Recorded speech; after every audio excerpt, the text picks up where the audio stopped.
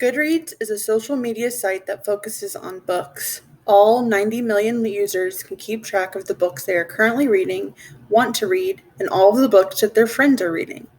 The website is set up like many popular social media sites with the ability to see what your friends are reading and reviewing.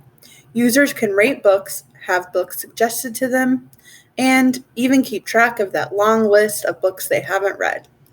The site is very interactive.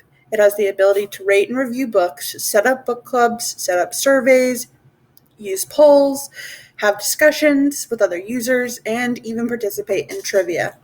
Book authors and their readers are able to talk to each other through these features.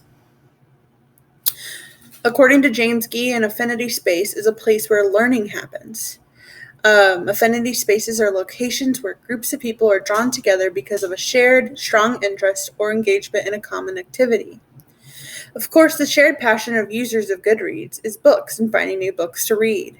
Newbies, masters, and everything in between share the space. Authors such as Margaret Atwood and James Patterson use Goodreads to promote their books. Users enter Goodreads through different portals, such as social media advertising through Twitter and Facebook. Content organization is changed and determined by the users who constantly rate and review books. Books are then suggested to users by the books they like and review.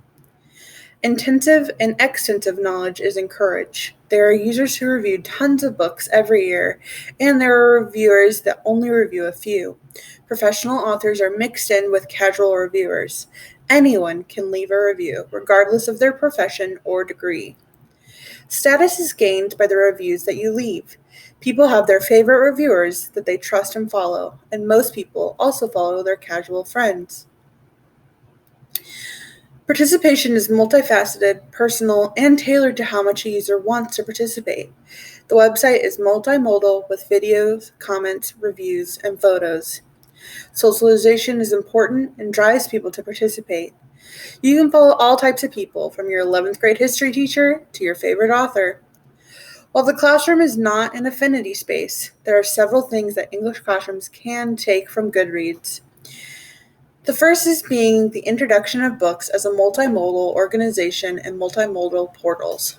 One of the best ways to incorporate digital tools and technology into the classroom is through multimodal text. Jones and Hafner describe semiotic modes as meaning-making systems such as speech, writing, gesture, image, or moving image. This stands to reason that something that is multimodal incorporates one or more modes to make meaning. When incorporating digital literacy into the classroom, using something like Goodreads as a model and assignments allows students to experience informal information so that it is presented to them online. For example, if a student is watching a YouTube clip, they are confronted with sound, images, video, speech, and even writing. Students should be taught with multimodality and allowed to construct multimodal assignments. On Goodreads, participation is self-directed, multifaceted, and dynamic.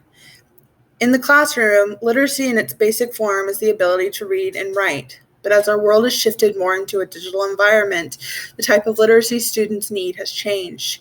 Before 2020, the world had already moved in drastic ways to accommodate this growing technology, but the global pandemic and the need to carry on with life pushed it to new spheres. Our classroom used to incorporate technology in small ways. However, after March of 2020, technology was the only way our class could run.